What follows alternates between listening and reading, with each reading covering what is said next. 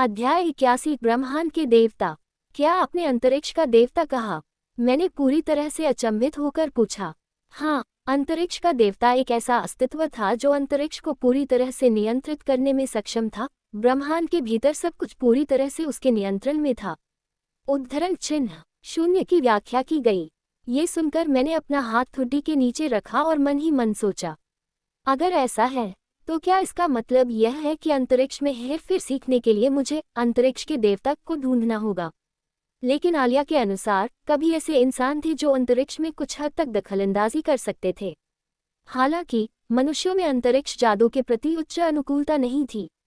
अग्नि, जल, वायु, पृथ्वी, ये जादू के वे प्रकार थे जो मनुष्यों के लिए सबसे उपयुक्त थे।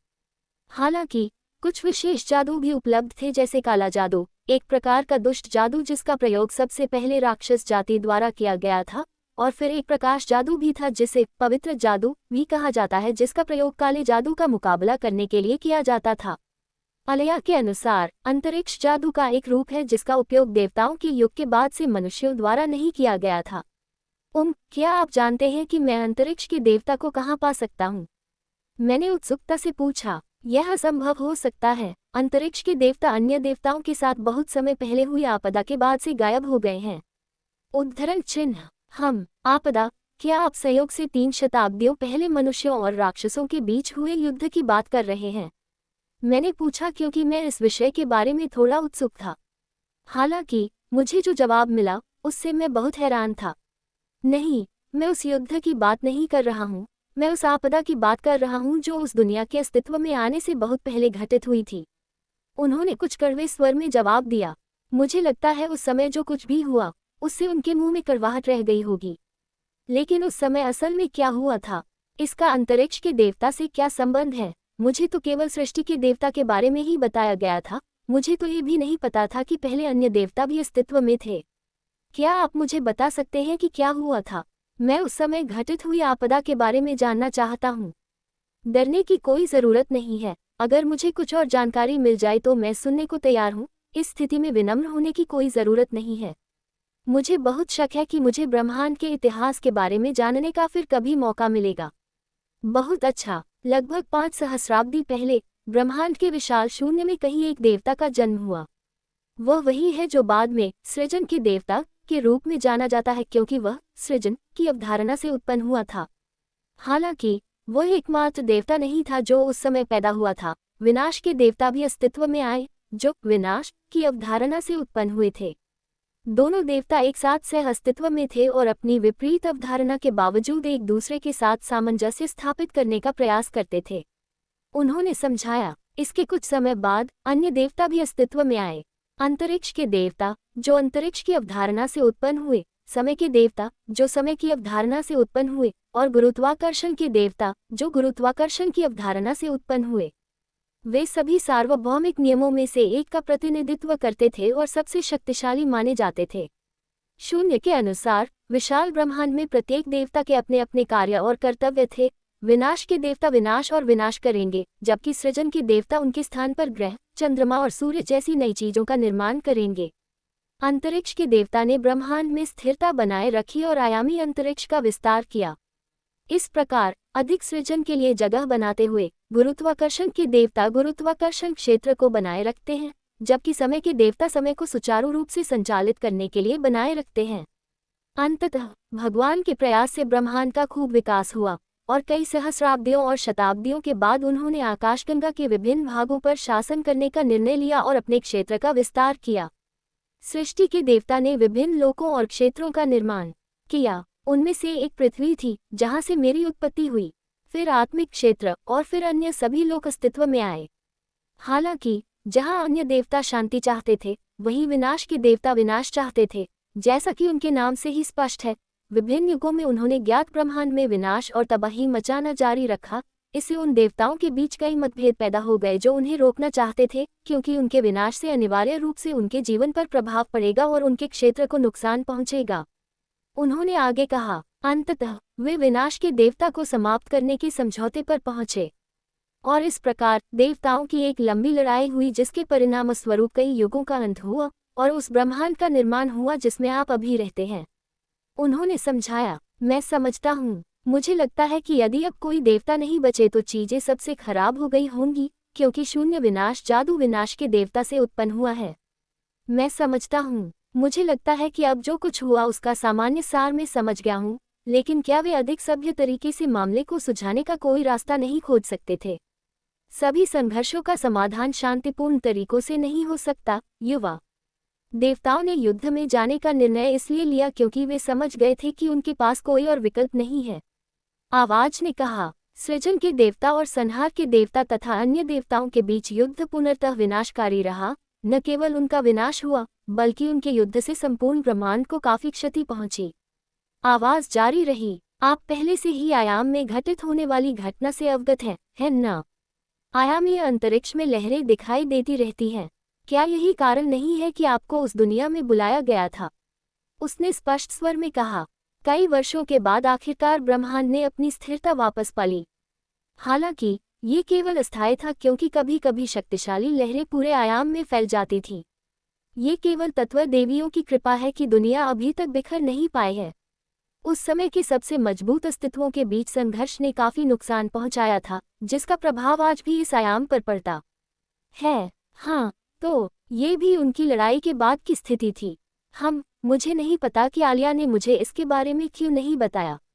शायद वह नहीं जानती थी कि उस समय वह आत्माएं आसपास नहीं थीं, क्योंकि उस समय वे तात्विक देवियां भी आसपास नहीं थीं। सृष्टि के देवता ने उन्हें बनाने के लिए अपनी आखिरी शक्ति का इस्तेमाल किया। इस प्रकार उनकी पहले से ही कमजोर जीवन शक्ति और भी कमजोर हो गई। उद्धरण चिन्ह। उन्होंने समझाया। युद्ध के बाद देवताओं का क्या हुआ? यदि सृष्टि के देवता बच गए तो क्या इसका अर्थ यह है कि अन्य देवता भी बच गए? नहीं, वे सभी उस युद्ध के दौरान मारे गए। सृजन का देवता बच गया, लेकिन उसकी शक्तियां बहुत कमजोर हो गईं। जब उसने अपनी बात समाप्त की तो एक नीरस आह निकली। मैं समझता हूँ, यदि वे मर गए होते तो विनाश के देवता सचमुच बहुत कठोर रहे होते, लेकिन हाय, क्या इसका मतलब यह नहीं है कि अब मैं कोई अन्य देवता नहीं खोज सकता, क्योंकि वे अब हमारे बीच नहीं हैं? उद्धरण चिन्ह। मैंने निराशा में आह भरी और मेरे कंधे झुक गए। मुझे खुशी है कि अब मैं ब्रह्मांड के इतिहास के बारे में अधिक जानता हूँ, लेकिन इससे कुछ भी नहीं बदलता है। मैं अंतरिक्ष में हेरफेर करना सीखने के लिए बिल्कुल भी तैयार नहीं हूँ। यदि अंतरिक्ष का देवता अभी भी जीवित होता तो मैं उसे ढूंढने का प्रयास करता, लेकिन अभी यह असंभव प्रतीत होता है। तुम क्या बात कर रहे हो? भगवान तो अभी भी मौजूद है, उसने अचानक कहा। उसकी आवाज में मजा देखकर मेरी भौहें तन गईं। अरे, सच में कहा? जब मैंने पूछा तो अंततः मेरी आवाज में आशा भर गई। क्या वह अभी मुझसे बात नहीं कर रहा है? उद्धरण चिन्ह। उसने जवाब दिया। तुम क्या बात कर रहे हो? मजाक मत करो, मैं झुंझलाकर चिल्लाया। क्या ये आदमी मेरे साथ मजाक कर रहा है? मुझे लगा कि मैं मजाक करने के मूड में नहीं हूँ। हाँ, लेकिन मैं मजाक नहीं कर रहा। क्या आप इस तथ्य से अनजान थे कि आपके अंदर एक ईश्वरीय तत्व छिपा हुआ है? उसने पूछा। गॉडकोर। रुको, क्या तुम उस स्वर्णकोर के बारे में बात कर रहे हो जो इस पूरे समय मेरे अंदर छिपा हुआ था? मैंने उत्सुकता से पूछा। अब जब तुमने जिक्र किया है तो मैं हमेशा से इसके बारे में जानने को उत्सुक था, लेकिन मुझे आलिया से इस बारे में बात करने का कभी मौका नहीं मिला। रुको, मेरे पास ऐसी चीज क्यों है? क्या आप जानते हैं कि मेरे पास इन तथाकथित ईश्वरीय कोर में से एक क्यों है? ऐसा इसलिए है क्योंकि आप सृष्टि के पुनर्जन्म के देवता हैं, उन्होंने सरलता से कहा। हालांकि मैं अविश्वास से उस शून्य को देखता रहा। पुनर्जन्म? क्या पुनर्जन्म जैसा है? बिल्कुल नहीं, नामुमकिन। मैंने ऐसी बात पर विश्वास करने से इनकार करते हुए अपना सिर हिलाया। मैं तो अपने घर पर एक सामान्य जीवन जीने वाला एक सामान्य व्यक्ति था। यदि कोई मेरे पास आकर कहे कि मैं अपने पूर्व जन्म में भगवान था तो मैं निश्चित रूप से कहूंगा कि वह व्यक्ति पागल था, लेकिन किसी कारणवश मैं ऐसी बातें नहीं कह सकता, क्योंकि असल में मैं तो किसी और ही दुनिया में हूँ, है ना? अब जब मैं ऐसी स्थिति में हूँ तो उनके बयान से असहमत होने का मेरे पास कोई कारण नहीं है। रुको, आलिया ने कहा कि वो शुरू से ही मुझे देख रही थी, तो क्या इसका मतलब उसे भी ये सब पता था? तो मेरे सामने ऐसा दिखना महज इत्तेफाक नहीं था। अगर ऐसा था तो उसने मुझे बताया क्यों नहीं? उसने अब तक मुझसे कितना कुछ छुपाया था। मैंने अपनी मुट्ठी भींच ली और गहरी सांसें लेते हुए अपनी घबराहट को शांत किया। वापस आने पर मैं उससे पूछूंगा। मुझे लगा था कि अंत मेरे सपने वाले राक्षस ही होंगे, लेकिन शायद मैं गलत था। ओह, मुझे लगता है कि आपको ये भी पता होना चाहिए कि विनाश के देवता का भी पुनर्जन्म हुआ है। हालांकि मेरा भी मानना है कि अन्य देवताओं का भी पुनर्जन्म हुआ है। मेरे पास इसे साबित करने का कोई तरीका नहीं है, लेकिन मैं आपको सलाह देता हूँ कि आप सतर्क रहें। बहुत बढ़िया, क्या इसका मतलब यह है कि अंततः मुझे उसका सामना करना पड़ेगा? धिक्कार है, मुझे इस झंझट में क्यों फंसना पड़ रहा है? मेरे अपने नजरिए से इसका मुझसे कोई लेना देना नहीं है। यदि उस व्यक्ति के पास उसकी सारी यादें हैं, तो वह निश्चित रूप से द्वेष रखेगा। इस एहसास से मेरे मन में घबराहट की भावना भर गई। यदि आप इतने चिंतित हैं तो मेरे पास एक सुझाव है। उद्धरण चिन्ह, और वह ये है कि मजबूत बनो। उन्होंने सरलता से उत्तर दिया। आप कहते हैं कि मजबूत बनो। ये कहना आसान है, करना मुश्किल, क्या आपको नहीं लगता? मैंने मुट्ठी भींचते हुए एक गहरी सांस ली। बेशक घर लौटने का रास्ता ढूंढने के अलावा और मजबूत बनना मेरा दूसरा लक्ष्य है, लेकिन मेरा मौजूदा मैं अभी भी बहुत कमजोर हूँ। दुर्भाग्यवश यह इतना आसान नहीं होगा। अपने प्रशिक्षण में मैंने जो भी प्रयास किया है, उसके बावजूद विनाश के देवता के पुनर्जन्म का सामना करने के लिए पर्याप्त रूप से मजबूत बनना एक बचकाना सपना जैसा लगता है। उद्धरण चिन्ह, शायद आप सही हैं, लेकिन मुझे यकीन है कि विनाश के देवता का पुनर्जन्म भी आपकी जैसी ही स्थिति में होगा। लेकिन मैं आपके तर्क से सहमत हूं कि यह आसान नहीं होगा। उसके शब्द अनंत अंतरिक्ष में गूंज उठे। ऐसी स्थिति में मैं तुम्हें विदाई उपहार के रूप में कुछ दूंगा। तुम यहाँ काफी समय से रह रहे हो, इसलिए मैं सोच सकता हूँ कि तुम्हें किसी भी समय वापस भेज दिया जाएगा। अरे रुको, मेरे पास अभी और प्रश्न हैं, मैं चिल्लाया। उसी क्षण आसपास का वातावरण बदलने लगा। धीरे धीरे रोशनी प्रकट हुई और अंधेरा छट गया। क्या तुम्हें मेरे सपने के बारे में कुछ पता है? तुम्हें तो पता ही है, क्या वो सचमुच सपना था या कुछ और? मुझे नहीं पता। हालांकि मेरा मानना है कि आपका सपना वास्तव में कोई यादृच्छिक सपना नहीं है, लेकिन यह है या नहीं, इसका पता लगाना आप पर निर्भर है।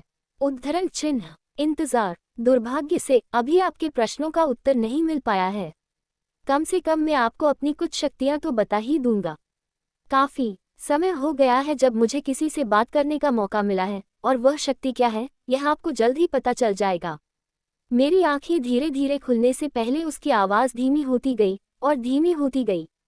मेरे सामने कमरे की चौड़ी छत का दृश्य दिखाई दिया। मैंने धीरे से अपना शरीर ऊपर उठाया और अपने हाथ से आंखों के कोने पोंछे। मुझे भविष्य के लिए तैयारी शुरू करनी होगी। मैंने मन ही मन बुदबुदाया, मैं कम से कम तुम्हें अपनी कुछ शक्ति तो दूंगा। उनके आखिरी शब्द याद आते ही मेरा चेहरा उलझन से विकृत हो गया। मैं समझ नहीं पा रहा था कि वह किस तरह की शक्तियों की बात कर रहे थे। खैर, मुझे लगता है कि यह वैसा ही है जैसा उसने कहा था कि मुझे जल्द ही पता चल जाएगा। मैं कांच की खिड़की के बाहर ध्यानमग्न होकर देखते हुए कुछ बुदबुदा रहा था। जैसे ही सूरज की पहली किरण आसमान से नीचे आए, आसमान नारंगी रंग में रंग गया। अध्याय 82, दिल से दिल की बात और निकिता बदल गई। तेज धूप ने धुंधले कमरे को रोशन कर दिया था, जिससे मुझे अंदर का दृश्य अधिक स्पष्ट दिखाई दे रहा था। पक्षियों की आवाज और हलचल भरे शहर का शोर धीरे धीरे तेज होता जा रहा था, और शहर की खूबसूरत इमारतें धूप में बिल्कुल चमक रही थीं। हालांकि मेरा मन इस अद्भुत सुंदरता की सराहना करने में उलझन में था। मैं अपने सपने और उस व्यक्ति से प्राप्त जानकारी से संबंधित कुछ बातों को लेकर चिंतित था, जिसने अपना नाम शून्य बताया था। यदि उसकी जानकारी सही है, तो क्या मैं बर्बाद नहीं हो गया? मेरा लक्ष्य अंतरिक्ष जादू प्राप्त करना और घर लौटने का रास्ता खोजना था, लेकिन क्या अब ये संभव भी है? या यूं कहें कि क्या अब यह मेरा मुख्य उद्देश्य होना चाहिए? वह विनाश का देवता मुझसे द्वेष रखेगा, है न? यदि ऐसा है तो मुझे जितना संभव हो सके उतना मजबूत बनने पर ध्यान केंद्रित करना चाहिए। शायद वह भी मेरी ही तरह की स्थिति में है, बिना स्मृतियों के पुनर्जन्म हुआ है और उसकी पहचान छीन ली गई है। लेकिन फिर भी अभी भी संभावना है कि वह भविष्य में अपनी यादें पुनः प्राप्त कर लेगा, ठीक उसी तरह जैसे मैं भी भविष्य में अपनी यादें पुनः प्राप्त कर सकता हूँ। अगर वो नाराजगी रखता है, तो बहुत मुमकिन है कि आने वाले समय में हम दोनों में झगड़ा हो जाए, है ना? ऐसे में मुझे सत्ता की जरूरत पड़ेगी। हाँ, दूर भविष्य में उस आदमी के आगमन की तैयारी के लिए मुझे मजबूत बनना होगा, पहले से भी अधिक मजबूत, क्योंकि मुझे अपने पिछले जन्म के बारे में कुछ भी याद नहीं है। मुझे उम्मीद थी कि कम से कम मैं अपनी याददाश्त तो वापस पा लूंगा, लेकिन लगता है मुझे आलिया से थोड़ी बात करनी चाहिए। अगर कोई मुझे वो जवाब दे सकता है जिसकी मुझे ज़रूरत है, तो वो आलिया ही हो सकती है। इसके साथ ही मैं अपने पैरों पर खड़ी हो गई और अपने हाथ फैला दिए तथा हल्की सी जम्हाई लेने लगी। मेरे सपने की बातें अभी भी मेरी यादों में थीं। मैंने एक छोटी सी कांच की खिड़की से खुद को देखा। मेरे रेशमी काले बाल बिखरे हुए थे और मेरी काली आंखों के नीचे एक हल्की सी परछाई थी। ये बिल्कुल भी अच्छा संकेत नहीं था। मैं इस एहसास से छुटकारा नहीं पा रही थी कि कुछ न कुछ परेशानी आने वाली है। उस वक्त मुझे जो एहसास हुआ था, वो मेरे सपनों का वो दूसरा मैं था। उसके साथ या यूं कहें कि मेरे साथ ऐसा क्या हुआ होगा, मेरे अंदर इतनी नफरत भर गई। नफरत, गुस्सा, दुख, अफसोस, ये भावनाएं इतनी प्रबल थीं कि ऐसा लग रहा था जैसे मेरा दिल टूट जाएगा। ऐसी बहुत सी चीजें या लोग नहीं थे जो मुझमें इतनी तीव्र भावनाएं उत्पन्न कर सके। जब मैं घर पर रहता था तो मैं शुरू से ही बहुत भावुक व्यक्ति नहीं था। अगर ऐसा है तो फिर क्या हुआ? मुझमें क्या बदलाव आया? सोचिए, आखिर में उन्होंने मुझे कुछ बताने की कोशिश की थी, है न? मैं समझ नहीं पाया कि वह क्या कहना चाह रहे थे, लेकिन मैं जानता हूं कि वह मुझे कुछ महत्वपूर्ण बात बताना चाहते थे। मैंने अपने कांपते हाथ को देखा और उस समय महसूस हुई परिचित अनुभूति को याद किया। मुझे क्या करना चाहिए? मैं इस राज्य में ये सोचकर आया था कि कुछ अच्छा होगा, लेकिन अंत में सब कुछ बहुत कष्टदायक निकला। चाहे जो भी हुआ हो, अगर वो सपना वाकई भविष्य था, तो मुझे वक्त आने पर पता चल ही जाएगा। मैं तो डर के मारे खुद को रोक ही नहीं पाया। उस क्षण हवा तेज हो गई और आलिया की सुंदर आकृति प्रकट हुई। उसके लंबे रेशमी हरे बाल धीरे धीरे लहरा रहे थे क्योंकि उनमें से एक सुखद सुगंध आ रही थी। उसके चमकदार गुलाबी होठों पर एक सुंदर मुस्कान बन गई। क्या ये सिर्फ मेरी कल्पना थी कि वो आज भी इतनी सुंदर लग रही है? हाँ, मुझे यकीन है कि ये सिर्फ मेरी कल्पना ही है। सुप्रभात, हारू, तो क्या तुम अच्छी तरह सोए? आलिया ने अपना सिर प्यार से झुकाते हुए पूछा। हाँ, दरअसल कल रात मुझे एक अजीब सपना आया। उद्धरण चिन्ह। एक अजीब सपना, आप कह रहे हैं? क्या ये परिचित नहीं लगता? आलिया ने पुराने जमाने में बुदबुदाते हुए कहा, मानो उसे अतीत की कोई बात याद आ रही हो। बेशक, मैं आसानी से अंदाजा लगा सकती थी कि उसे क्या याद आ रहा है, लेकिन मैंने जोर से कुछ न कहने का फैसला किया। इसके बजाय जब मैंने उससे गंभीर स्वर में पूछा, जिसे नजरअंदाज नहीं किया जा सकता था, तो मेरी अभिव्यक्ति गंभीर हो गई। आलिया, कृपया मुझे ईमानदारी से उत्तर दो। क्या मैं इस संसार के रचयिता, सृष्टि के देवता का पुनर्जन्म हूँ? उद्धरण चिन्ह। जब आलिया ने मेरा अचानक सवाल सुना, तो उसकी पन्ने जैसी पुतलियां आश्चर्य से सिकुड़कर बिंदुओं के आकार की हो गईं। उसकी प्रतिक्रिया देखकर मुझे और भी यकीन हो गया। वह सच जानती थी और किसी वजह से मुझसे छुपा रही थी। मैं अपनी मुट्ठी भींचने से खुद को नहीं रोक पाया। उसने मुझे बताया क्यों नहीं? क्या ऐसा इसलिए है क्योंकि वह सोचती है कि अगर मुझे पता चल गया तो मैं असुविधा पैदा कर दूंगी? मेरी ठंडी काली आंखें आलिया की पन्ने जैसी आंखों को ऐसे घूर रही थीं मानो उसे पूरी तरह निगल जाऊंगी। जब तक मुझे कोई संतोषजनक जवाब नहीं मिल जाता, मैं इस मामले को नहीं छोड़ूंगी। हालांकि आलिया ने कुछ नहीं कहा। उसने बस मेरी तरफ ऐसे भाव से देखा जिसे बयान करना मुश्किल था। आखिरकार जब उसने अपना मुंह खोला तो उसके कंधे हल्के से कांपने लगे। माहौल अजीब हो गया। भूल जाओ, तुम तैयार नहीं हो, उसने बर्फीली सी ठंडी आवाज में कहा। उसकी पन्ने जैसी आंखों में कोई रोशनी नहीं थी। उसका हमेशा का चंचल व्यवहार कहीं नजर नहीं आ रहा था। ऐसा लग रहा था जैसे मैं उस हमेशा की सहज आलिया से बिल्कुल अलग किसी इंसान को देख रहा हूँ। हालांकि मेरे मुंह के कोने से झटके के बावजूद मेरी आंखें पीछे नहीं हटी और मैं आलिया की आंखों को घूरता रहा जो उस समय ब्लेड की धार की तरह तेज थीं। मुझे बताओ कि तुमने मुझसे अब तक कितना कुछ छुपाया था। क्या ये सचमुच एक संयोग था कि मैं किसी तरह इस दुनिया में आ गया? क्या ये संयोग था कि मैं तुम्हारे साथ एक अनुबंध करने में कामयाब रहा, या तुमने शुरू से ही इसकी भविष्यवाणी की थी? और अगर ऐसा है, तो क्या मैं इस पूरे समय सिर्फ तुम्हारे हाथों की हथेली पर नाच रही थी? मैं कहना चाहती थी, पर शब्द नहीं निकल रहे थे। उन्हें निकालना मुश्किल था। मेरी गुस्से भरी आवाज कमरे में गूंज रही थी, लेकिन जब तक साउंड प्रूफ दरवाजे बंद थे, बाहर कोई मेरी आवाज नहीं सुन सकता था। मेरा लक्ष्य घर लौटना है। वो जानती थी कि मैं नहीं लौट पाऊंगा, फिर भी। आलिया के चेहरे पर पीड़ा थी। वह कुछ कहने के लिए शब्द ढूंढने की कोशिश कर रही थी। उसकी आवाज कांप रही थी, जिसे मुश्किल से सुना जा सकता था। मैंने तुम्हें धोखा नहीं दिया और न ही मैंने कभी तुम्हें गुमराह करने की कोशिश की। मैं मानता हूं कि मैंने अब तक तुमसे कुछ महत्वपूर्ण जानकारी छिपाई है, लेकिन मैं तुम्हें ये तब बताने की योजना बना रहा था जब मुझे लगा कि तुम सीखने के लिए तैयार हो। आलिया ने अपराधबोध से भरे अपने भावों को समझाया। उसके शब्दों को आसानी से विषय बचने का एक बहाना समझा जा सकता था। शायद उसने जीभ चटकाते हुए इस बात को महसूस किया होगा। कोई सार्थक शब्द नहीं ढूंढ पा रही थी। मैं समझता हूँ कि आप उत्सुक हैं और उन बातों को जानना चाहते हैं जिन्हें मैंने जानबूझकर आपसे छिपाया है, लेकिन कृपया इसे भूल जाए, मैंने उस व्यक्ति से एक महत्वपूर्ण वादा किया है। एक वादा जिसे मुझे हर हाल में निभाना होगा, चाहे वह मेरे वर्तमान स्वामी का आदेश ही क्यों न हो। आलिया ने धीरे से मुंह फेरते हुए कहा। उस व्यक्ति का वादा है ना? क्या मुझे पता होना चाहिए कि वह व्यक्ति कौन है? हालांकि मैं अंदाजा लगा सकती हूँ, लेकिन क्या आपको नहीं लगता कि यह थोड़ा स्वार्थी है? नहीं, ये तो बिल्कुल स्वार्थ है। मेरे मुंह से एक हल्की सी निराशा भरी आह निकली जब मैंने आलिया को देखा, जिसके चेहरे पर परेशानी के भाव थे। मेरे लिए गुस्सा महसूस करना स्वाभाविक था क्योंकि उसने जानबूझकर मुझसे उपयोगी जानकारी छिपाई थी, लेकिन मुझे पता है कि मेरा गुस्सा काफी अनुचित है और वर्तमान स्थिति के बारे में तर्कसंगत रूप से सोचने पर यह अनुचित भी है ना? आखिरकार जिस व्यक्ति ने संभवतः उससे ये वादा किया था, वह कोई और नहीं बल्कि मेरा अतीत था। तो उस पर अपना गुस्सा निकालना वास्तव में गलत था। ऐसा कहते हुए मैंने एक बार फिर आलिया की ओर अपनी नजरें घुमाई और गंभीरता से कहा, भविष्य अच्छा नहीं दिख रहा है। मुझे यकीन है कि आप पहले से ही इसके बारे में जानते हैं, है ना? भविष्य पर एक नज़र डालने के बाद यह मान लेना कि जो मैंने सपना देखा था वही भविष्य है, ये निश्चित रूप से अच्छा नहीं है।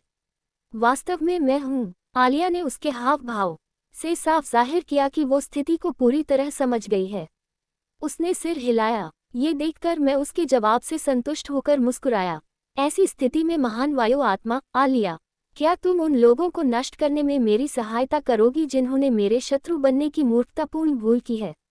ये कहते हुए मैंने अपने हाथ उसकी तरफ बढ़ा दिए। वह चुप रही और गहरी भावनाओं से भरी आंखों से मेरे हाथों को देखती रही। क्या मैं तुम पर पूरा भरोसा कर सकता हूँ? क्या मैं तुम पर विश्वास रख सकता हूँ?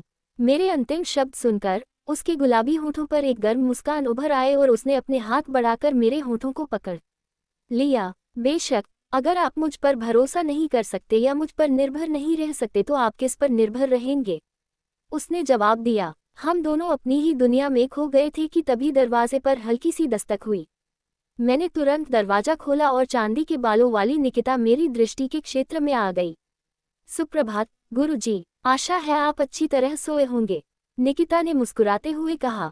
मैं उसे जवाब देने ही वाला था कि उन जासूसों के बारे में पूछूं जो कल चुपके से हमारा पीछा कर रहे थे। तभी मेरी नज़र उसकी खूबसूरत ड्रेस पर पड़ी, या यूं कहें कि उसकी सफ़ेद मिनीस्कर्ट जो उसके घुटनों से थोड़ा ऊपर तक पहुंच रही थी। उसने एक गहरे हरे रंग की कंधे रहित जैकेट पहनी हुई थी, जिससे उसकी चिकनी सफ़ेद त्वचा दिख रही थी जो ताज़ी बर्फबारी की तरह थी। उसके पहले से ही गुलाबी होंठ गहरे लाल रंग की लिपस्टिक से लाल हो गए थे। ओम, क्यों? मैंने अचंभित होकर पूछा। मेरी हैरान प्रतिक्रिया देखकर वह प्यारी सी मुस्कान के साथ अपने लंबे चांदी जैसे बालों से खेलने लगी, जो उसकी पीठ के पीछे लटक रहे थे। उसकी सिल्वर फॉक्स जैसी पूंछें खुशी से हिल रही थी। प्यारी, मैंने सोचा, बिल्कुल उस कुत्ते की तरह जो अपने मालिक का ध्यान पाकर खुश होता है। फुफुफु, तुम्हारी प्रतिक्रिया देखकर कपड़े बदलने का मतलब समझ आ गया। उद्धरण चिन्ह। उफुफुफु, क्या मैंने तुम्हें नहीं बताया था कि वह मंत्रमुग्ध हो जाएगा? निकिता की बात का जवाब आलिया ने गर्व से दिया और दोनों हाथ कमर पर रख लिए। निकिता ने खुशी से सिर हिलाया और मानो दिखावा करने के लिए गोल घूम गई। मुझे मानना होगा कि वह प्यारी है, लेकिन मुझे चिंता इस बात की है। उसकी जैकेट काफी टाइट थी और इससे उसके कामुक स्तन आसानी से उभर कर सामने आ रहे थे, जो उसके शरीर की गति के साथ लगातार हिल रहे थे। क्या ये ऐसी चीज है जिसे किसी को खुलेआम पहनना चाहिए? मैंने सोचा, लेकिन कुछ भी न कहने का फैसला किया।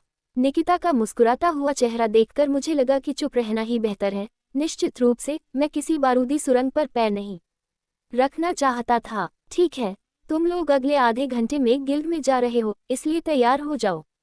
हालांकि मैं उसके पहनावे के बारे में पूछना चाहता था, लेकिन मैंने फिलहाल अपनी जिज्ञासाओं को नज़रअंदाज करने का फैसला किया। जिज्ञासा ने बिल्ली को मार डाला, या यूं कहीं कि यही तो था। आधा घंटा पलक झपकते ही बीत गया।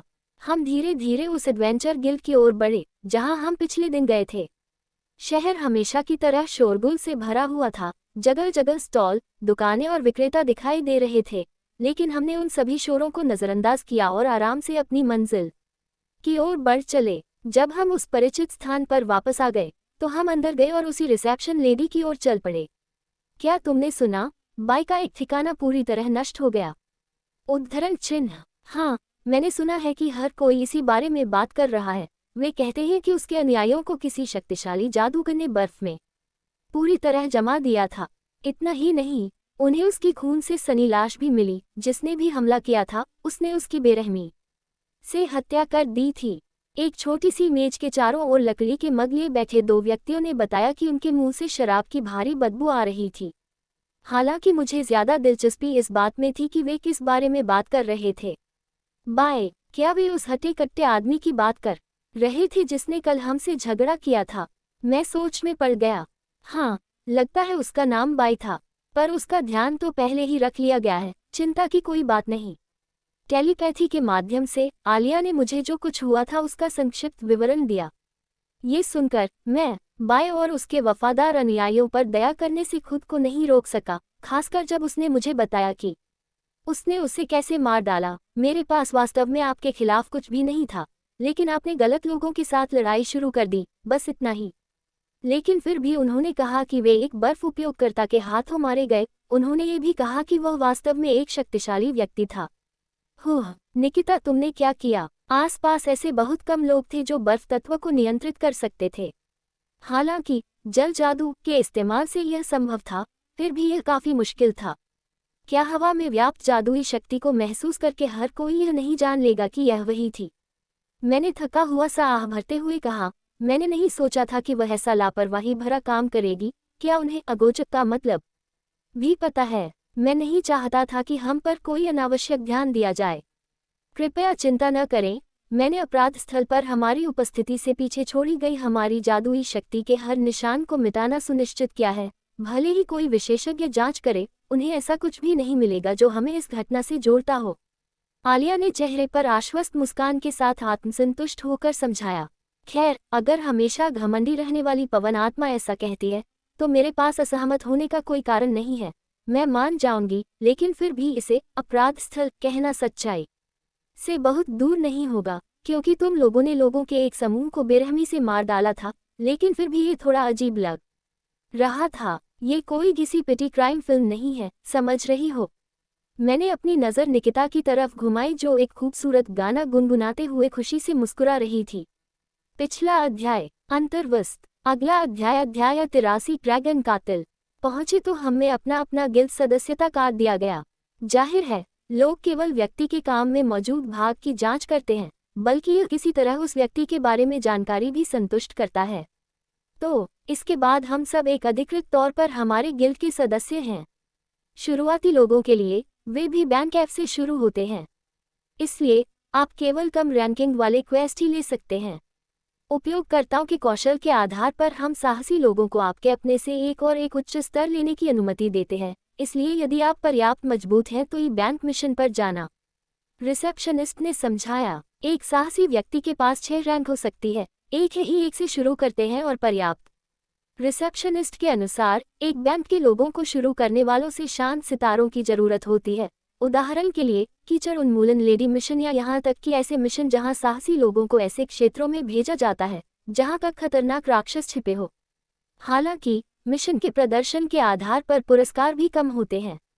मैं देखता हूँ आपको, धन्यवाद, मैंने जवाब दिया। केवल रैंक एफ। मुझे लगता है कि हमें शक्तिशाली जानवरों के साथ एक मिशन पर जाना चाहिए। उद्धरण चिन्ह। ओह, मैं सहमत हूँ। हमें उन दयनीय प्राणियों से डरने की कोई जरूरत नहीं है। निकिता और आलिया दोनों ही इस मिशन को लेकर बहुत उत्साहित नहीं हैं। हालांकि मुझे लगता है कि हमें अभी कुछ आसान काम करना चाहिए, मैंने सोचा। वहाँ कई अलग अलग विकल्प थे। यहाँ कई अलग अलग प्रश्न थे जो बैंक एफ से लेकर एस रैंक मिशन तक, लेकिन मैं ये तय नहीं कर सका कि कौन सा बेहतर विकल्प होगा। हम इस बारे में क्या? आलिया ने कागज उठाया और बोर्ड से एक प्रश्न पत्र उठाया, फिर उसे हमारे सामने रखा ताकि हम उस पर लिखी सामग्री देख सकें। हम यहाँ से उत्तर में एक छोटे से गांव में एक छोटे से गांव के बाहर और 10 सोने के सिक्के का इनाम। निकिता ने कहा कि पेपर की विषय वस्तु को पढ़ते हुए ये पता चला कि खोज बैंक की बी की जगह के एक और राज्य ने कहा कि जॉबलिन को कोर्रा गाया जाता था, इसलिए समूह में उन्हें कम आंकना निश्चित रूप से एक बड़ी गलती होगी। मुझे अभी भी याद है कि पिछली बार मैंने वहनी मैजिक अकादमी के फील्ड अभ्यास में उन गॉबलिन्स का सामना किया था। उस दिन के बारे में सोचते हुए मेरे चेहरे पर गंभीरता आ गई। आलिया का चेहरा भी बोलते हुए गंभीर हो गया। चिंता मत करो, हाल तो तुम्हें हमें याद रखना होगा। होठों पर हल्की सी मुस्कान जा गई। ये देखकर निकिता ने भी अपनी ठीक है मास्टर को केवल गॉबलिन के बारे में चिंता करने की आवश्यकता नहीं है। आप सिल्वर फॉक्स में से एक को हराने में कामयाब हो जाते हैं, एक ऐसी जाति जो इस दुनिया में सबसे मजबूत मानी जाती है, निकिता ने जोर शोर से कहा। निकिता के चेहरे की कोई बात नहीं। हाँ, सच कहूँ तो उन्हें हक है। मुझे किसी भूत का सामना करने की चिंता नहीं है, मुझे बस इतना बात है कि मैं यदि कोई अन्य शक्तिशाली राक्षस राशि में आ जाए तो खली का खतरा बढ़ जाएगा। और जादुई ज्ञान और उपस्थिति का पद के उपयोग से मुझे लगता है कि यह ठीक रहेगा, क्योंकि मैं किसी भी खतरनाक स्थिति के घटित होने से पहले ही इसका आसानी से पता लगा सकता हूँ। मैं आमतौर पर 10 मीटर की परिधि पर जादुई क्षमता का उपयोग करता हूँ, लेकिन मुझे लगता है कि जंगल में प्रवेश करते समय मुझे इसकी सीमा बढ़ानी पड़ेगी। इस स्थिति में फार जादू भी उपयोगी होगा। उस जगह में सबसे खतरनाक राक्षस जो मैं सोच सकता हूँ वह लोग हैं। उन्हें कोवलिन से भी अधिक मुश्किल है। वे हमारे लिए बहुत बड़ी समस्या नहीं होंगे, निकिता ने धारा प्रवाह स्वर में बताया। निकिता इस जगह के बारे में बहुत जानकार है, क्योंकि वह कभी कहीं गई नहीं थी। इसका आत्मविश्वास और उत्साह अधिक उत्तेजक था, जिससे मैं निश्चिंत हो सकता हूँ। क्वेस्ट में बताया गया नौर यहाँ से 10 किलोमीटर उत्तर में है। अगर हम अभी निकले तो आकर्षित किया। तभी गिल्ड के दवा के खुलने की चरमराहट की ध्वनि मेरे कान में आई और तुरंत ही दरवाजे की ओर घुमाया और मेरी दृष्टि में एक आकृति प्रतिबिंबित हुई। एक युवा लड़का लंबी हुड वाली जैकेट पहने हुए था, जिससे उनका चेहरा पूरी तरह से छिपा हुआ था। हालांकि उसके कुछ लाल, उनकी कमर पर एक सफेद मान था जिसके दोनों ओर 2 ड्रैगन के प्रतीक बने हुए थे। पहला लड़का है जिसने खुद को ड्रैगन का हत्यारा। हाँ निकिता, मुझे ये सुनकर खुशी हो रही है। उद्धरण चिन्ह। हाँ, ऐसा लगता है कि उसने अकेले ही 2 दुष्ट ड्रैगन को गाड़ डाला। कुछ ही समय में रैंक बढ़ा लेगा। ये जितना मेरे करीब, मेरा शरीर उत्साहित होता, क्योंकि वह व्यक्ति से एक शक्तिशाली व भाविकल ये व्यक्ति को चुनौती देना ठीक होगा। लड़ने की प्रवृत्ति पूरी तरह जागृत हो गई है। धीरा नहीं, मना कर दिया। किसी ऐसे व्यक्ति को क्यों परेशान। मैं परी से पहले कि मैं कुछ कह पाता, नीली जैकेट पहने एक मूर्ख क्रिरिस्ट की मोर। शुभ दोपहर लेडी एम्मा, मैं अपनी खोज पूरी करना चाहता हूँ। का टुकड़ा उनके हाथ में देने से पहले एग्गा ने कागज लिया और उस पर पूरा हो गया लिख कर दिया। मैं आश्चर्यचकित हूँ। आमतौर पर एक बैंड के साहसी को उस खोज को पूरा करने में कम से कम 3 या 4 सप्ताह लगते हैं, लेकिन माप ने केवल ही बैंड के साहसी होने के बावजूद इसे 2 दिनों से भी कम समय में पूरा कर लिया। ये कुछ भी नहीं था, ड्रैगन को मारना मेरी विशेषता है। उद्धरण चिन्ह। उसने विनम्रता दिखाते हुए हल्के से कंधे उचकाते हुए कहा। ओह, क्या उसने अभी अभी ड्रैगन को मारने की बात कही थी? उसने बस इतना कहा कि यह कुछ भी नहीं था। क्या ड्रैगन को तौर पर प्राकृतिक आपदा के रूप में नहीं देखा जाता है? और आगे में उन प्राकृतिक आपदाओं में से एक को मार डाला। मैं अचंभित था। हाँ, मेरा विचार सही था। हल्के से कुरा ऐसा नहीं लग रहा था कि उसे बोलने के लिए मजबूर असंभव लगता है। उसके हाव भाव से यह है कि वह कुछ जानती है। ओह, मैं बाद में उससे स्पष्टीकरण मांग सकता हूँ। मैंने अपने कंधे उचका दिए और अभी उससे पूछताछ करने का विचार त्याग दिया। नीला कोट पहने उस नौजवान लड़के ने आंखों के कोनों से आलिया को उत्सुकता से देखा।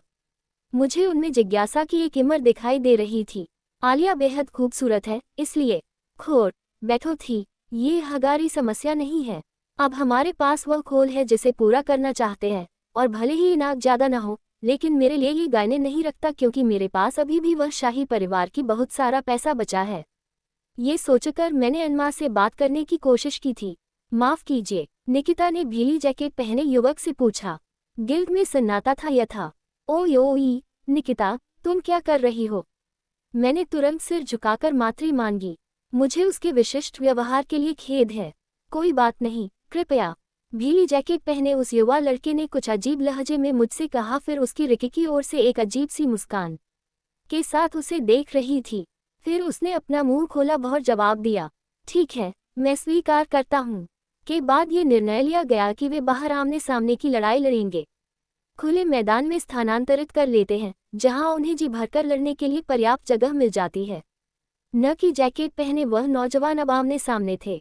इस बीच आलिया और मैं उनकी लड़ाई में न फैसले के लिए काफी दूरी पर खड़े थे। क्या ये सचमुच ठीक है? हाँ, चूंकि वह निकिता की स्वार्थी इससे सहमत हो गया, मैं निश्चितता के साथ को लगता है कि आपको चिंता करने की कोई बात नहीं है। मैं समझ गया कि बात है, लेकिन उसके जीतने की क्या संभावना है? मैं तो यही कहूंगा कि हालात उसके खिलाफ है। इस लड़के को हल्के में नहीं लिया जाना चाहिए। आलिया ने गंभीर चेहरे ये देखकर मेरा ध्यान उन दोनों पर गया जो अब आमने सामने होंगे। फुकुफू, मुझे नहीं पता क्यों, लेकिन मेरी प्रवृत्ति लड़ाई के लिए अनूठ है, निकिता ने हल्की स्ट्रेन चेक करते हुए कहा। उसकी अनूठता देखकर नीली जैकेट पहने उस नौजवान लड़के ने अपना मुंह उतारने से पहले उसके तब सुंदर चेहरे पर मुस्कान आ गई हो, जैसा कि मैंने सोचा था कि वह मेरी ही वही का होना या शायद उससे भी छोटा होगा। मुझे अपना परिचय देने की अनुमति दे, मैं लियो द ड्रैगन स्लेयर है। उन्होंने अपनी छाती पर हाथ रखते हुए और विनम्रतापूर्वक सिर झुकाते हुए कहा। मिलकर खुशी हुई, मैं निकिता है, निकिता ने कहा और हाकी से सिर झुका लिया। जियो ने सिर हिलाकर अपनी कमर में बंधी तलवार निकाली, एक खूबसूरत मंत्री राजवार, जिसका बरेल खून की सजैमा और उसके चपटे हिस्से पर आग जैसी लपटें उड़ रही थी। आलिया ने कर हम क्रिम्सन कृपाण, यह क्या है? मैंने उलझन में पूछा। आलिया की इस तरह प्रतिक्रिया के पीछे जो यत्वपूर्ण होगी। हथवा देवियों द्वारा निर्मित 5 गहन पौराणिक तलवारों में से एक, उसने समझापा। आप जानते हैं कि सृष्टि के देवता ने नायकों के लिए हथियार के लिए बनाए हैं ना? बखैर 300 साल पहले युद्ध के दौरान तात्विक देवियों ने इसी तरह के हथियार बनाने का फैसला किया था। हालांकि सूजन के देवता द्वारा बनाए गए हथियारों का कोई मुकाबला नहीं है, फिर भी शक्तिशाली है। मुझे लगा कि युद्ध के दौरान है सभी खो गए, और आलिया ने लियो के एक निडर मुस्कान में बदल गए थे। उसने वर्षा, जब भी तैयार हो हम करने के लिए स्वतंत्र हैं। लियो ने सहजता से निकिता को मौका देते हुए ऐसा लगता है कि इससे निकिता के पैर तेजी से हिलने एक बीच की दूरी कम फिर अपनी तलवार नीचे की ओर हुना दी। निकिता की आंखें चौड़ी हो गई जब उसकी ने खाली जगह को चौड़ दिया जिस स्थान पर जियो को खड़ा होना चाहिए था। खाली था। निकिता ने तुरंत अपनी तलवार को अपनी पीठ पर क्षैतिज रूप से घुमाया। धातु की स्पष्ट ध्वनि गूंज उठी। ओह, बुरा नहीं है कि उपस्थिति का पता लगाने में सक्षम थे, लियो ने निकिता की प्रमाणगा करते हुए कहा। ताकत में अंतर के कारण लियो आसानी से पीछे हट गया, लेकिन तलवार पर अपनी पकड़ मजबूत करते हुए उसके होठों पर मुस्कान आ गई। इस बीच निकिता ने धीरे धीरे अपने और लियो के बीच कुछ दूरी बना ली। वह बहुत मजबूत है, सचमुच बहुत मजबूत। हमारी तलवारें जब टकराई तो बस एक पल ही बीता था, लेकिन निकिता के हाथ कांप रहे थे। वह सिर्फ एक पल के लिए था, लेकिन यह उनके बीच ताकत में अंतर महसूस कर सकती थी। अब वह शुद्ध तलवारबाजी की बात जाती निकिता को नहीं था कि वह सकती है उसके लिए जीतने का कोई मौका गहाऊंगा नहीं। कड़ी और अपनी तलवार जियो के पेट की ओर तान दी। हालांकि जियो ने अपनी तलवार के किनारे पर कार प्रकट। इसके बाद लियो उससे दूरी बना सके, इससे पहले कि वह का पैर उठा के शरीर को छूता, उसके हाथ ने तुरंत प्रतिक्रिया की और उसके उठे हुए पैर को पकड़ लिया। जब उसका पैर निकिता की पकड़ में तर, लियो ने कुत्तापूर्वक अपने दाहिने पैर का उपयोग किया और अपनी तलवार को ऊपर उठाने से यह आसानी से अपने गुरुत्वाकर्षण के क्षेत्र को स्थानांतरित कर दिया। फिर ओर में प्रकाश की एक लाल किरण किसी भौर निकिता की दिशा में चली गई। उसने कब हुए हमले से बचने के लिए जल्दी से अपने ऊपरी शरीर को नीचे कर लिया। बाद वह तुरंत ही उससे दूरी बना लेती है, क्योंकि जब प्रतिद्वंद्वी इतनी तेजी। लियो ने उसकी प्रतिक्रिया देखकर हल्की सी मुस्कान दिखाए। फिर उसने लाल किरण सीधे निकिता की दिशा में चली गई। आसानी, निकिता सभी प्रकाश किरणों से बते हुए इधर उधर और इधर उधर घूमकर हंसनी बच जाती है। अध्याय 84 बर्फ महारानी कवच बनाम क्रिम्सन कृपाण। मुझे लगता है कि मैं गर्मी के हमलों के प्रति जितना सोचता था उससे अधिक कमजोर हूँ, निकिता ने खुद से कड़वाहट से कहा। जब उसने उस दिन उल्रिक से लड़ाई की थी तब भी ऐसा ही हुआ था। अगर उसके पास बिजली की ढाल नहीं होती तो वह उसी क्षण नष्ट हो जाती जब उल्रिक ने अपने अग्नि मंत्र का प्रयोग किया था। उस लड़ाई के बाद से वह इस बात पर विचार कर रही थी कि आग आधारित हमलों का इस्तेमाल करने वाले दुश्मनों से कैसे निपटा जाए। सिल्वर फॉक्स व्यापक रूप से बर्फ में हेरफेर करने की अपनी महारत के लिए जाना जाता है। इसकी अवधारणा जादू से बहुत अलग थी, जो कि तत्वों की देवी के माध्यम से मनुष्यों को दी जाती है। देवी खियोन ही वह थी जिन्होंने रजत लोमड़ी को बर्फ पर नियंत्रण करना सिखाया था, इसलिए पूरी जाति ने उस विशिष्ट तत्व पर अपनी महारत विकसित करने में अधिक समय बिताया था। हालांकि उनके पास एक द्वितीयक तत्व था जो उनके शरीर के माध्यम से बिजली तत्व को आसानी से नियंत्रित करने में सक्षम था, लेकिन दुर्भाग्य से निकिता ने उस तत्व पर अपनी महारत विकसित करने में ज्यादा समय नहीं लगाया। लगता है मेरे पास कोई विकल्प नहीं है, उसने सोचा। उसी समय उसने अपनी गति बढ़ा दी और क्रिम्सन सेबर नामक तलवार के सभी हमलों को चकमा दे दिया। प्रत्येक हमला इतनी गति से हुआ कि एक सामान्य मनुष्य प्रतिक्रिया करने में सक्षम नहीं होगा। चकमा देना तो दूर की बात है, लेकिन निकिता के शरीर में उसके मानस के कारण वृद्धि हुई थी और साथ ही तथ्य ये था कि उसकी जाति भी गति और चपलता में माहिर थी, इसलिए वह उन्हें बिना किसी परेशानी के चकमा दे सकती थी। वह तेज है, लेकिन लियो ने अपनी पकड़ ठीक की और अपनी तलवार की नोक आसमान की ओर तान दी, ये देखकर कि निकिता की थकान बढ़ती जा रही थी और वह अपने शरीर के अंदर भड़की बिजली को छोड़ने की तैयारी कर रही थी। जल्द ही क्रिम्सन सेबर का रक्तलाल ब्लेड चमक उठा और लाल रोशनी की एक किरण बादल रहित नीले आकाश की ओर सीधी रेखा में एक सुंदर लाल चाप बनाते हुए लंबवत रूप से चमक उठी। जल्द ही प्रकाश की किरणें अलग हो गईं और अनगिनत छोटी रोशनियों में टूट गई जो तीव्र गति से सभी दिशाओं में नीचे गिरने लगी। यह निकिता की पुतलियां सिकुड़कर सुइयों के आकार की हो गईं, जो उसकी उम्मीदों के विपरीत था, लेकिन उसने हार नहीं मानी, बल्कि उसने अपना हाथ ऊपर उठाया और उसकी चांदी की पूंछ के सभी 9 हिस्से आकाश की ओर इशारा कर रहे थे। जल्द ही उसके चारों ओर बिजली चमकने लगी और फिर उसकी फैली हुई हथेली के केंद्र में इकट्ठा हो गई। जल्द ही बिजली की तोप का एक विस्फोट उसकी हथेली से निकला और आकाश की ओर चला गया। बिजली की तोप ने आसानी से छोटे आकार की लाल रोशनियों को मिटा दिया, लेकिन दुर्भाग्य से उनमें से सभी नहीं, कुछ बिजली की तोप से फिसलने में कामयाब रहे और निकिता की दिशा में चले गए। ये देखकर उसने अपने शरीर को तेजी से घुमाया और कुशलता से छोटी लाल रोशनियों से बच निकली। हालांकि रोशनी लगातार कम होती गई और अंततः रोशनियों की संख्या धीरे धीरे उसकी गति से कम होने लगी, जिसके कारण कई लाल रोशनियां निकिता के नाजुक शरीर के सीधे संपर्क में आ गईं। बूम बूम बूम, गुहा! निकिता का शरीर हवा में उड़ गया और वह जमीन पर लुढ़क गई। उसके चमकदार होठों से खून की धार बह रही थी।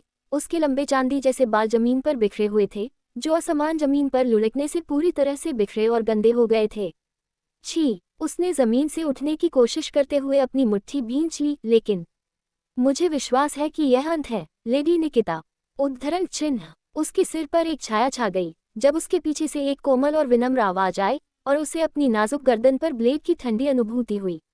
उसके चेहरे पर निराशा के भाव साफ दिखाई देने लगे। उसने अपने हाथों को जमीन पर जोर से रगड़ा, जिससे उसके दूधिया सफेद हाथ और भी गंदे हो गए। अंततः मैं नहीं बदला हूँ, है ना? उसने मन ही मन सोचा। उसकी यात्रा का कारण, उसकी कड़ी मेहनत का कारण, क्या अंततः कुछ मायने रखता है? एक जमाने में उसे एक विलक्षण प्रतिभा के लिए बहुत सम्मान दिया जाता था और सिल्वर फॉक्स कबीले की आइस प्रिंसेस के नाम से जाना जाता था।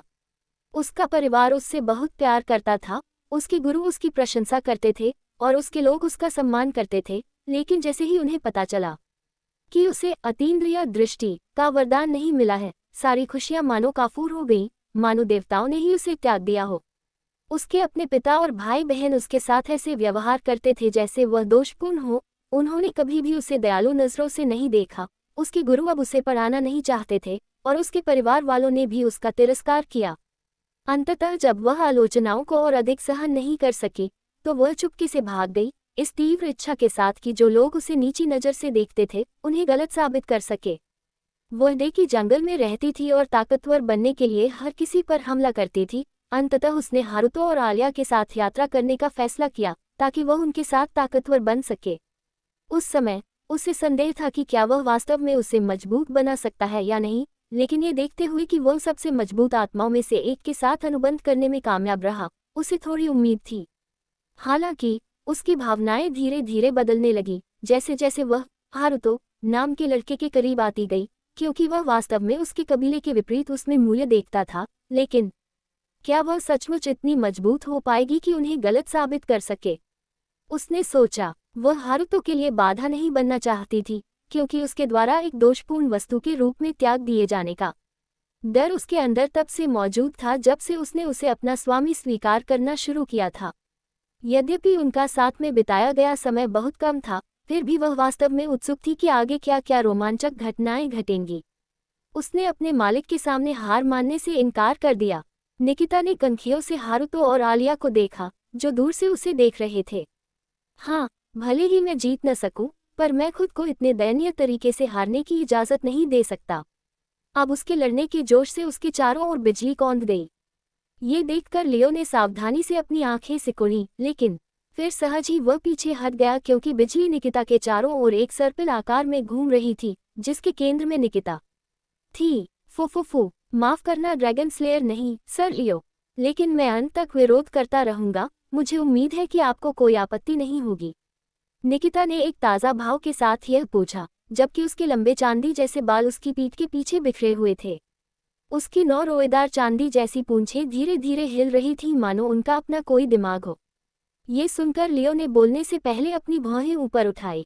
ओह, क्या ऐसा है? बहुत अच्छा, मैं भी गंभीर हो जाऊंगा। उम्मीद है तुम्हें कोई आपत्ति नहीं होगी। बिल्कुल नहीं, कृपया जितना चाहे उतना गंभीर हो जाएं क्योंकि मैं भी अब से गंभीरता से लड़ूंगा।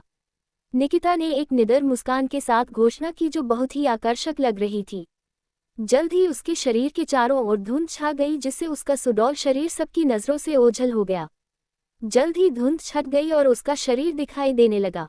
उसका पूरा शरीर पूरी तरह से बर्फ से बने एक सुंदर युद्ध कवच से ढका हुआ था। उसकी पीठ पर पूरी तरह से बिजली से बने पंखों की एक जोड़ी थी। यह उसका आइस एम्प्रेस कवच था। ये देखकर लियो ने आश्चर्य से अपनी आंखें बड़ी कर लीं, फिर वह जोर से हंस पड़ा। हा, लगता है तुम सच में मजाक नहीं कर रहे थे, गंभीरता से लेने के बारे में, है ना? अगर मैं पीछे हट गया तो मेरे जीतने की संभावना सचमुच शून्य हो जाएगी। लियो ने अपने लाल काले बालों को पीछे से सहलाते हुए कहा। क्रिम्सन सेबर तलवार को पकड़ने से पहले, न जाने क्यों, तलवार हल्की सी चमक रही थी, मानो लियो से बात कर रही हो, जिसे देखकर लियो ने बोलने से पहले अपना सिर हिलाया। मुझे पता है साथी, लगता है हमें एक अच्छा प्रतिद्वंद्वी मिल गया है। तो क्या हम उस दिन की तरह पूरी ताकत से खेलेंगे? मानो उसके शब्दों का जवाब देते हुए क्रिम्सन सेबर 2 बार हिला, मानो अपना सिर हिला रहा हो। ये सुनकर उसके होठों पर एक हल्की सी मुस्कान आ गई और वह अपनी तलवार लेकर खड़ा हो गया। निकिता अपनी तलवार के साथ आगे बढ़ने से पहले अपने हाथ में बर्फ से बनी एक लंबी तलवार को मूर्त रूप देती है। दोनों ने एक दूसरे की आंखों में आंखें डालकर देखा। उसके बाद उनके दोनों दाहिने पैर एक साथ आगे बढ़ गए। स्कूश, उनकी तीव्र गति से हवा उनकी त्वचा से टकराती है। झनकार, झनकार, झनकार। पल भर में ही दोनों ने एक दूसरे पर कई हमले कर दिए। निकिता की जबरदस्त ताकत के कारण लियो को पीछे धकेल दिया गया। हालांकि निकिता के कंधे के ब्लेड के कुछ हिस्से क्रिम्सन सेबर तलवार के ब्लेड से क्षतिग्रस्त हो गए थे और इसलिए उसके कंधे से बर्फ का कवच पिघल गया था। हालांकि उसने इस मामूली क्षति पर कोई ध्यान नहीं दिया और अपनी तलवार चलाना जारी रखा। उसके सुंदर झूले ने हवा में एक शानदार चाप बना दिया। हालांकि लियो की क्रिम्सन सेबर तलवार द्वारा खींचे गए लाल रंग के चाप ने उसकी तलवार को आसानी से रोक दिया। जैसे ही उनके ब्लेडों का रास्ता एक दूसरे से टकराया, एक धातु जैसी ध्वनि गूंजी।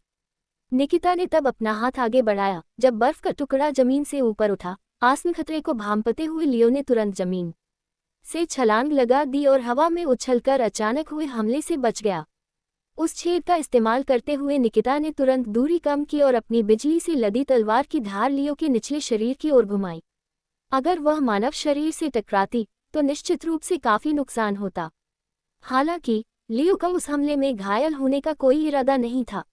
लियो ने अपनी तलवार को नीचे की ओर घुमाया और अपने गिरने के वेग का उपयोग करते हुए उसकी तलवार को बलपूर्वक रोक दिया। दोनों तलवारें आपस में टकरा गईं और उनके ब्लेड एक दूसरे से मिल गए। झनकार, धातु की एक मधुर धुन बज उठी। दोनों थके हुए से एक दूसरे को घूर रहे थे। छी, मैं अपने भौतिक शरीर के जादू के बावजूद भी एक अच्छा प्रहार नहीं कर पाया हूँ, लियो ने सोचा। हालांकि उसकी तलवार क्रिम्सन सेबर, जो आग और गर्मी को नियंत्रित करती है, कवच को नुकसान पहुंचा सकती है, लेकिन यह नुकसान इतना महत्वपूर्ण नहीं है कि निर्णायक वार हो सके। समस्या यह है कि उसके सामने खड़ी महिला न केवल तेज और फुर्तीली है, बल्कि अविश्वसनीय रूप से मजबूत भी है। उसकी शारीरिक शक्ति से कहीं अधिक है और जादू से मंत्रमुग्ध होने के बावजूद भी वह वार करने के लिए पर्याप्त नहीं है। दिल, लियो के सिर के अंदर एक ठंडी चिड़चिड़ी आवाज गूंजी जिससे उसकी भौहें थोड़ी सिकुड़ गईं।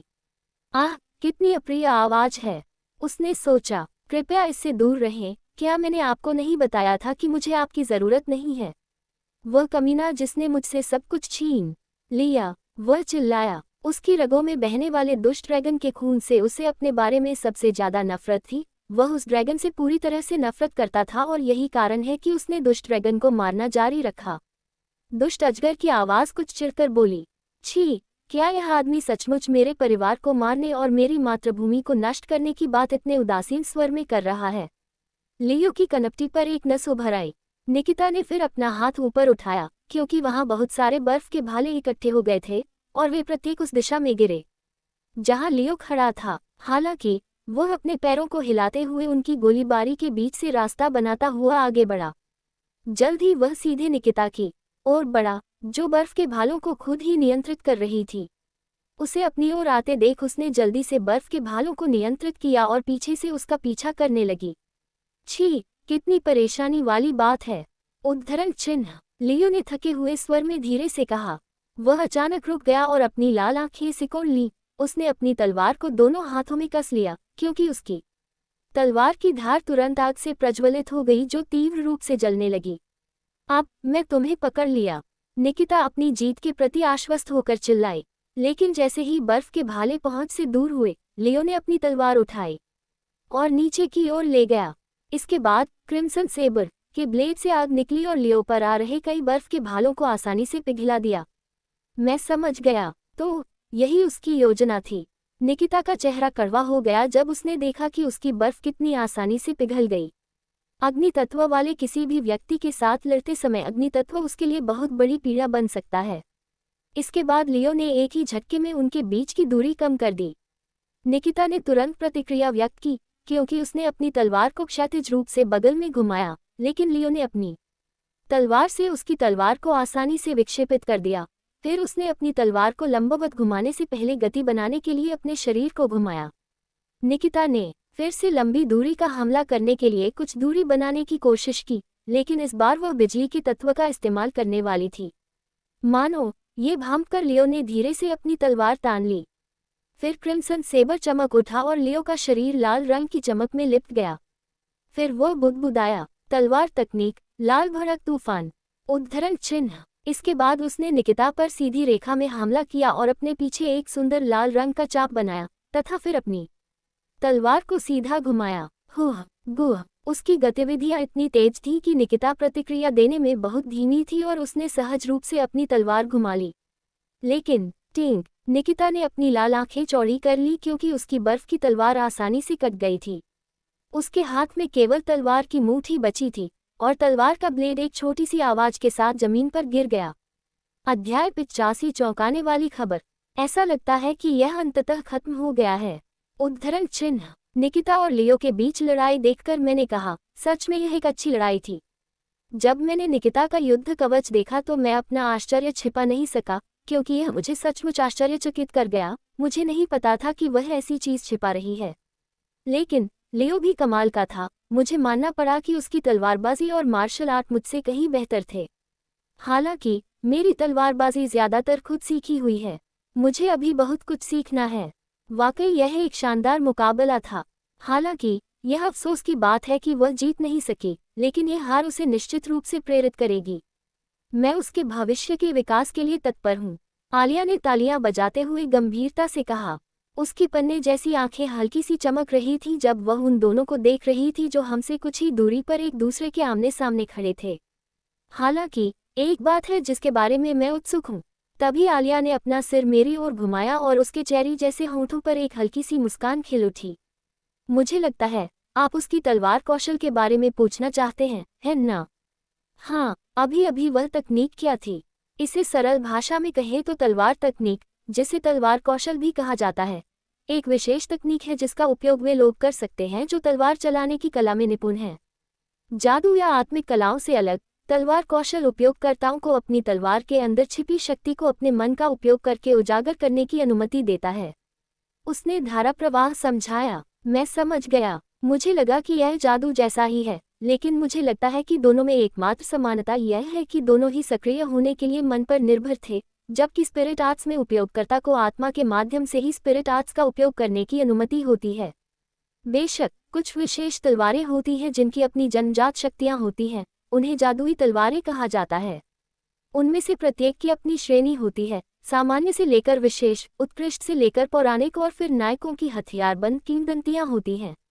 उसने जारी रखा, मैं समझ गया। तो फिर जो तलवार मैंने सपने में इस्तेमाल की थी, क्या वह उन तथाकथित जादुई तलवारों में से एक हो सकती है?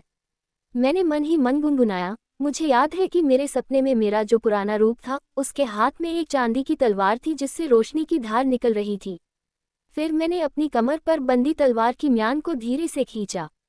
मुझे अभी भी नहीं पता कि वह तलवार मुझे कैसे मिली, लेकिन अगर आखिरकार वह तलवार मेरे हाथ लग गई, मैं सोच रहा था कि मैं कितना मजबूत होऊंगा। ठीक है, वे अब यहाँ आ रहे हैं, इसलिए इस विषय को किसी और समय जारी रखें, ठीक है? और ठीक है, गुरुजी, ऐसा शर्मनाक प्रदर्शन करने के लिए मुझे बहुत खेद है। निकिता ने निराशा से सिर झुका लिया, उसके कान लटक गए। ये देखकर मैंने तुरंत हाथ का इशारा करके उसे समझाया कि चिंता मत करो। ईमानदारी से कहूँ तो मैं इसे शर्मनाक प्रदर्शन नहीं मानता, बल्कि यह एक शानदार लड़ाई थी। यदि मैं निकिता के खिलाफ इस तरह की सीधी लड़ाई में उतरता, तो मुझे उसके खिलाफ संघर्ष करना पड़ता। कृपया इसके बारे में चिंता न करें, मैं ईमानदारी से सोचता हूँ कि यह एक महान लड़ाई थी।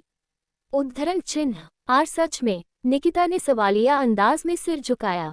इस पर आलिया ने भी एक सुखद मुस्कान के साथ जवाब दिया, वह सही कह रहा है। तुम्हें पता है, तुमने वाकई अच्छी लड़ाई लड़ी, बस इस बार तुम्हारा प्रतिद्वंदी थोड़ा असाधारण था। आखिरकार वह ड्रैगन कबीले से है, आलिया ने कहा, जैसे उसकी तीक्ष्ण पन्ने जैसी आंखें लियो पर टिकी थीं, मानो वह उसकी आत्मा को देखने की कोशिश कर रही हो। हम ड्रैगन कबीला, उसके आखिरी शब्द सुनकर मैं उलझन में सिर झुकाकर बैठ गया। हाँ, जैसा कि मैंने सोचा था कि आप एक आत्मा हैं, है ना? ये सही है कि मैं हवा की आत्मा हूँ, आलिया ने विनम्र मुस्कान के साथ उत्तर दिया। ड्रैगन कबीला क्या है? मैंने बिल्कुल अनजान सा पूछा। ऐसा क्यों लग रहा है कि मैं ही अकेला बचा हूँ, और इस बात से कि मैं अकेला बचा हूँ, मेरी भौहें सिकुड़ गई और मैं उदास हो गया। निकिता के चेहरे पर भी समझदारी का भाव था। ड्रैगन कबीला सुप्रसिद्ध है, वे दूर पर्वत श्रृंखला में रहते थे। यदि मुझे ठीक से याद है तो वहाँ मूलतः मनुष्य ड्रैगन की जाति की पूजा करते थे। वहाँ एक अनुष्ठान होता था जिसमें प्रत्येक कबीले के सदस्य ड्रैगन का रक्त पीते थे, और यदि अनुष्ठान सफल होता था तो उन्हें ड्रैगन की कुछ शक्तियाँ प्राप्त होती थीं, क्योंकि जो असफल होते थे, ड्रैगन का रक्त उन्हें अंदर से मार देता था। उद्धरण चिन्ह आलिया ने समझाया। अरे सचमुच? रुको, क्या इसका मतलब है कि आपने भी वह समारोह किया था, सर लियो? मैंने पूछा। लियो को आश्चर्य से देखते हुए मैं हक्का बक्का रह गया। मेरा प्रश्न सुनकर उसने हल्के से सिर हिलाया। हालांकि क्या यह मेरी कल्पना थी कि एक क्षण के लिए उसने कटु अभिव्यक्ति दर्शाई। हाँ, मैंने ये समारोह बहुत समय पहले किया था, लगभग उसी समय मुझे लाल रंग की कृपाण मिली थी, उन्होंने समझाया। मैं समझता हूँ, इसीलिए मेरी प्रवृत्ति लड़ाई के लिए इतनी तैयार थी। सिल्वर फॉक्स और ड्रैगन जाति के बीच वास्तव में जटिल इतिहास रहा है। निकिता ने आखिरकार समझ लिया कि वो इतना क्यों लड़ना चाहती थी। मैं सोच में पड़ गया कि वो किस पेचीदा इतिहास की बात कर रही है। खैर, मैंने अपना ध्यान पुनः लियो की ओर मोड़ लिया और अपना सिर थोड़ा झुका लिया। निकिता के मनमौजी अनुरोध को स्वीकार करने के लिए धन्यवाद। जैसा कि मैंने कहा, मुझे इससे कोई आपत्ति नहीं है। वास्तव में मैं आसानी से कह सकता हूँ कि वह मजबूत थी, उसने मुस्कुराते हुए कहा। हालांकि उसकी कोमल लाल आंखें तेज हो गई जब उसने मुझे गौर से देखा। उफ, क्या मैंने कुछ किया है? उसकी नज़रों से मैं हैरान रह गई। उसने मेरी मध्यमा और अनामिका उंगली में पहनी 2 अंगूठियों को भी घूरा। क्या वहाँ कुछ गड़बड़ है? मैंने उत्सुकता से पूछा। नहीं, मैं सिर्फ इतना कह सकता हूँ कि आपकी आभा एक मानव के लिए असामान्य रूप से मजबूत है, और साथ ही आपकी उंगलियों पर उन अंगूठियों को देखकर मैं कह सकता हूँ कि आप इसे काफी हद तक दबा रहे हैं। मेरी प्रतिक्रिया देखते हुए उसने कहा, आहा, वह देख पाया कि मेरी जादुई शक्ति सामान्य मनुष्यों से कहीं ज्यादा है। मेरे चेहरे पर एक व्यंग्यात्मक मुस्कान उभर आई जब मैंने उस युवक को अपने सामने देखा। मुझे लगता है कि मैं वास्तव में अपनी सतर्कता कम नहीं कर सकती, लेकिन फिर भी मैं समझ सकती हूँ कि वह मेरी प्रत्येक उंगली पर पहनी गई अंगूठी को देखकर यह जान लेगा कि मैं अपनी मनस्थिति को दबा रही हूँ। लेकिन मुझे उम्मीद नहीं थी कि वह इसे महसूस कर पाएगा, भले ही ये थोड़ा सा ही क्यों न हो। आपको सतर्क रहने की कोई आवश्यकता नहीं है, आप जानते हैं। हालांकि मुझे ये जानने में दिलचस्पी है कि आप कितने मजबूत हैं। मैं आप पर हमला नहीं करने वाला हूँ, उसने दोस्ताना मुस्कान के साथ कहा।